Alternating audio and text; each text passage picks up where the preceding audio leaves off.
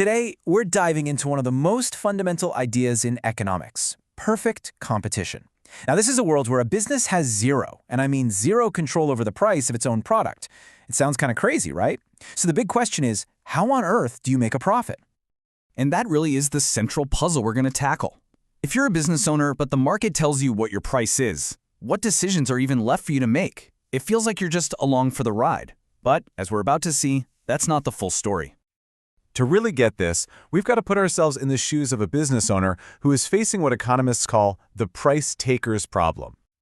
So picture this. You are an amazing candle maker. You take your beautiful candles to this huge, bustling market. But here's the thing. There are hundreds of other stalls there, and they're all selling candles that look, smell, and burn exactly like yours. You are a tiny, tiny fish in a massive ocean. In a situation like that, you are what we call a price taker. If the going rate for a candle that day is $10, well, that's your price. If you try to sell yours for $11, people will just shrug and walk to the next stall. And if you sell for $9, sure, you'll have a huge line, but you're just leaving money on the table with every single sale. You have no choice but to accept or take that market price. Now, this whole setup, this giant candle market, it isn't just a random story. It operates under a really specific, almost theoretical set of rules that economists call perfect competition. And there are basically 4 rules to this game. First, you've got tons of buyers and sellers, so no single person can influence the market. Second, all the products are identical. A candle is a candle. Third, it's super easy for new people to start selling candles, and for existing sellers to pack up and leave. No barriers. And finally, number 4, everyone knows everything. The prices, the quality, all of it. There are no secrets in this market. Okay, so if you can't control the price, what can you control? What lever is left for you to pull? Well, the answer is how much you produce. And this brings us to the golden rule of making a profit. You know, at the end of the day, the goal for any business in any market is beautifully simple. Make your profit as big as it can possibly be. That just means making the gap between your total revenue, all the money coming in, and your total cost, all the money going out, as wide as possible. To figure out how to do that, we need 2 key concepts. First up is something called marginal revenue. It sounds fancy, but it's just the extra cash you get from selling one more candle. And in our market, since you're a price taker selling each candle for $10, your marginal revenue for every single candle you sell is, yep, you got it, $10. It's always equal to the price.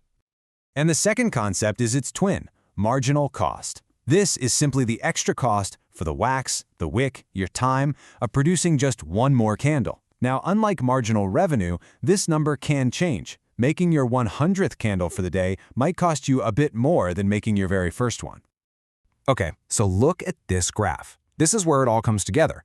That flat, horizontal line, that's the market price, our $10 marginal revenue.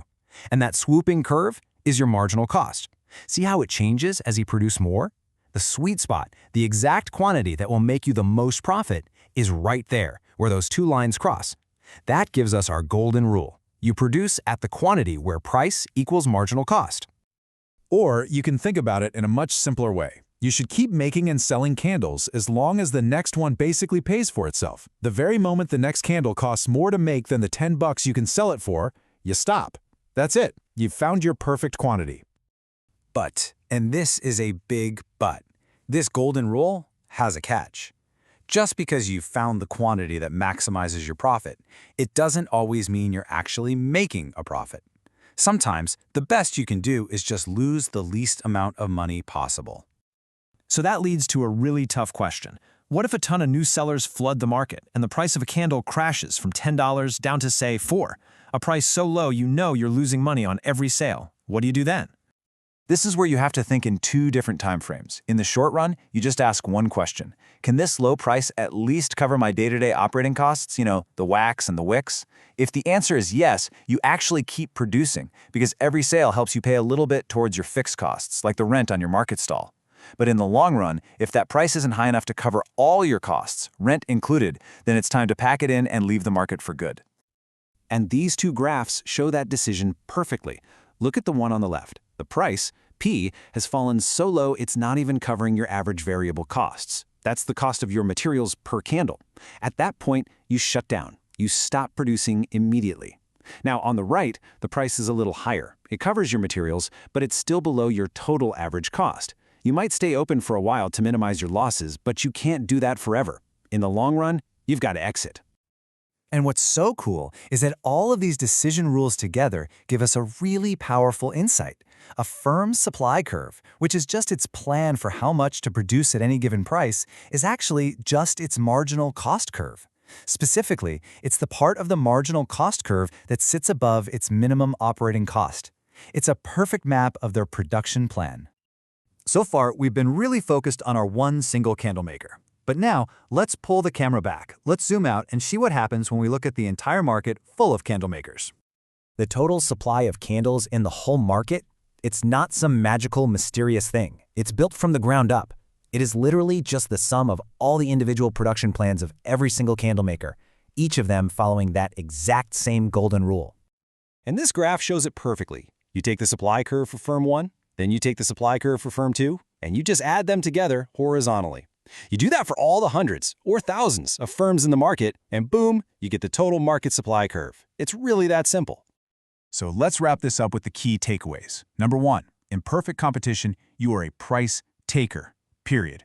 2, you always maximize your profit by producing where price equals marginal cost. 3, you've got to know when to shut down in the short run or exit in the long run based on your costs. And finally, remember that the entire market supply is just built up from the decisions of individual firms just like you. And that leaves us with one final, very important thought to chew on.